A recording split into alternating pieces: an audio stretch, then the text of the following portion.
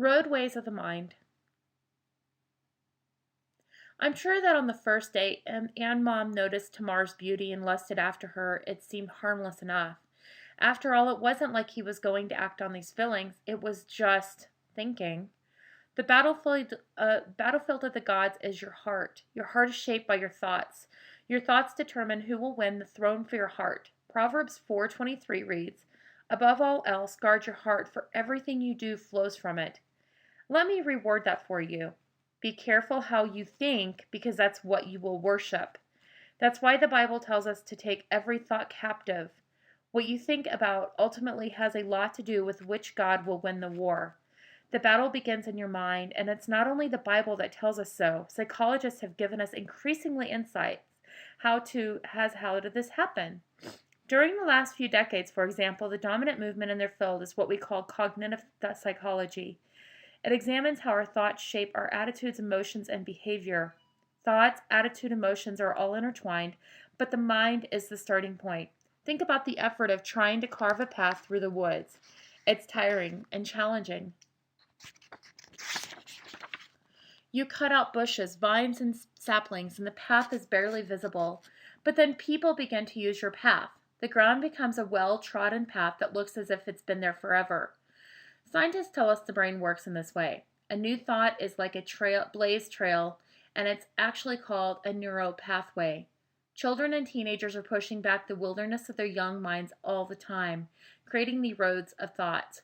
The subject of sex is strange and challenging on first hearing, but then there is all the traffic of movies, music, reality TV, and schools conversations, and the pathway twists into various parts of the woods. Imagine a young lady whose neural pathways have been worn down by ideas that her value is established by the appearance of her body, the shape of this, the size of that. She begins to dress and apply makeup based upon thousands of messages that she needs to have a certain kind of appeal, that as a young woman, this is who she is. Imagine a young man who has laid down his mental highways. He ends up viewing pornography, and that particular neural pathway becomes the main road. In time, it's the default route for any thought about any woman he meets, and lustful thinking only reinforces those roads. I've heard one psychologist explain that lust and self-pleasure are playing with neurochemical fire. He says that it results in a narcissistic and selfish approach to sexuality in which we bind ourselves to ourselves, if you will. Sexuality is meant to be relationship-based, not a private and selfish experience.